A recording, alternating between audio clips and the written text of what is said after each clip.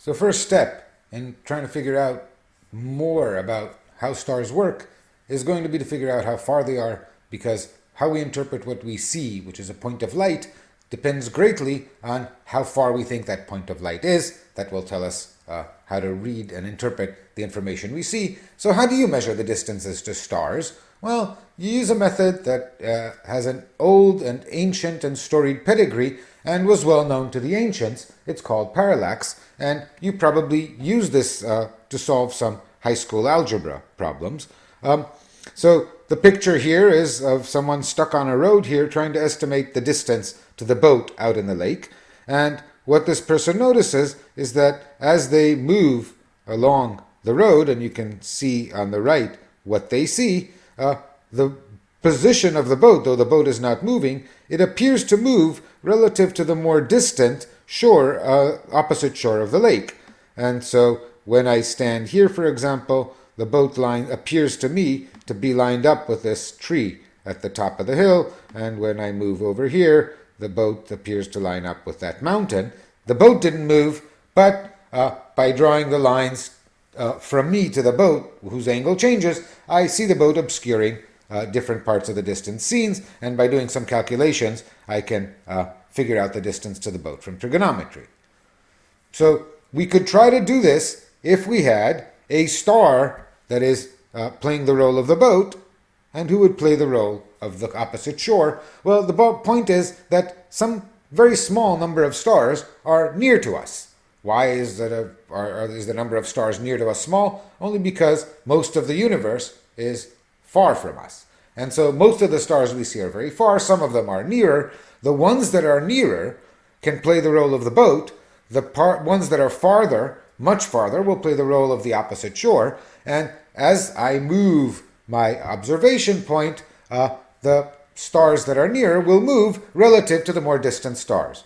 Well, that's very nice. That's in fact the way that I measure distances. As I walk around and try not to hit walls, I compare what my right eye sees to what my left eye sees, and this difference in perspective, in the angle, this parallax, as it's called, tells me how far things are.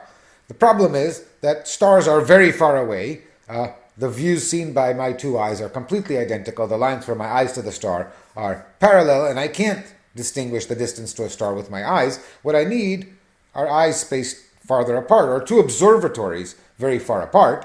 Stars are so far apart that no matter where you put two observatories on Earth, measuring the difference in the way the sky appears from 2 points on Earth, you will not obtain accurate parallax measurements. I need observatories that are even farther away than the size of the Earth.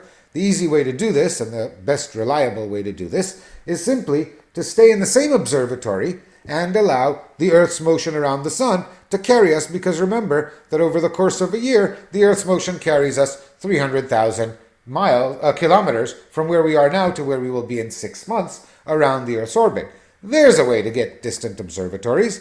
And so, using this method, we apply this as follows. We have here the Earth moving around the sun. We have a star that is nearby playing the role of the boat. We have distant stars way farther away playing the role of the fixed stars. And we observe that relative to the distant stars, as the Earth moves in a circle, this star appears to move in a circle in the sky relative to the fixed stars. And the geometry of the situation allows us, if we can measure this angle P, so the angle P is this angle P, it's the radius of the apparent circle in the sky, not the diameter, the radius of the apparent angular circle in the sky that the star appears to move in relative to the distant stars. And if I measure this angle, and if I imagine that the distance to the star from Earth or the sun, stars are so far away that the difference is irrelevant, is d, then since I know that this side of this triangle is just 1 astronomical unit, it's the radius of the Earth's orbit, I can use my small angle formula. My small angle formula tells me that 1 AU divided by d is the angle P divided by 206,265 arc seconds. I'm interested in finding d, so I'll invert both sides and write this as d divided by 1 astronomical unit is 206,265 arc seconds divided by p. Most stars will be many astronomical units away, so their parallax angle will be much smaller than an arc second, and you need precise measurements to obtain parallax angles. But in principle, it's doable. Let's rewrite that cleanly. The distance in astronomical units to a star is 206.265 arc seconds divided by its parallax angle, which, remember, is the radius of the circle it appears to inscribe in the sky. This definition is very useful. It inspires, in fact, the invention of a new distance unit, a parsec, and 1 parsec is defined to be approximately, I'll define it exactly in a minute, 206,265 astronomical units. The reason that we use this definition is that then if I divide both sides by this crazy number, I find that the distance to a star in parsecs is exactly 1 arc second divided by its parallax angle. And this is, in fact, the precise definition of a parsec. A parsec is that distance at which a star has a parallax angle of 1 arc second. A star at a distance of 10 parsecs has a parallax angle of 1/10 of an arc second. The farther the star, the smaller the parallax angle, as we expected. So here's that expression written cleanly, and this is what a parsec means. And it will often use parsecs to measure distances. So this is great. I can define the geometry. Can I actually measure it? The definitions in the geometry were known to the ancients. The first successful measurement of a parallax angle to a star was by Bessel in 1838. And this is an important thing because once you measure the distance to a star and you realize there are other stars that are farther, this is the end of the celestial sphere. We now are beginning to build an actual three-dimensional universe. Building a three-dimensional universe, understanding the distances to things, is going to be a leitmotif, something we'll come back to again and again in this class, because interpreting what we see depends critically on how far we think it is. In particular, as an example, to understand what a parsec really is, well, I told you what a parsec is. It's the distance at which the parallax angle is 1 arc second. How many meters is a parsec? Well, to know that, I have to know a parsec is 206,265 astronomical units. What's an astronomical unit? Well, the astronomical unit is the radius of Earth's orbit, or the mean radius of Earth's orbit, or now it's defined some other way. More importantly, how do I measure the radius of Earth's orbit, which is what I really need?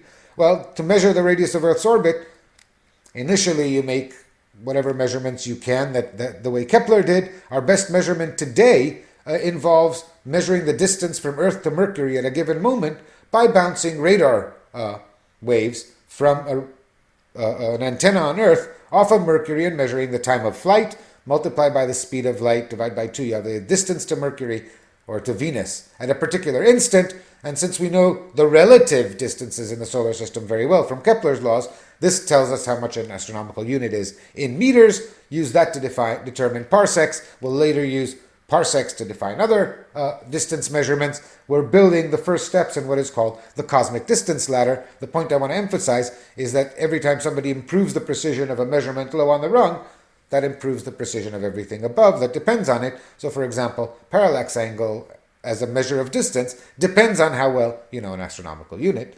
Obviously, measuring distances to stars is important. It's so important that in 1989, the Hipparcos mission was launched with the express purpose. It actually spent about a decade in space with the express mission of measuring the parallax angles to as many stars as it could, of course, to the stars near us. And Hipparcos produced initially a catalog of 120,000 stars. That catalog's been expanded. We now have about 2.5 million stars to which we have reasonably reliable distance measurements. So this is great.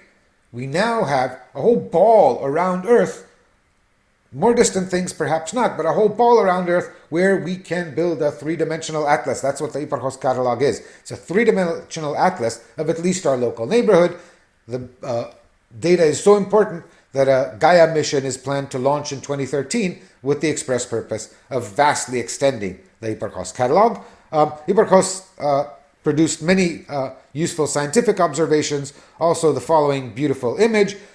These are 2 images of Sirius and its stellar neighbors taken in 2 seasons, and if you look at them carefully, you will see that Sirius is farther to the left in the image on the right, and farther to the right relative to the nearby stars. In the image on the left, in fact, this is one of those cereal box images. If you relax your eyes, it's best to print this and look at it from just the right distance. The images of the stars will merge, and you will be seeing a three-dimensional picture of the region of the sky near Sirius using your brain's interpretation of the images in your two eyes. And this is just simply produced by the images that Hipparchus took at two different times of year.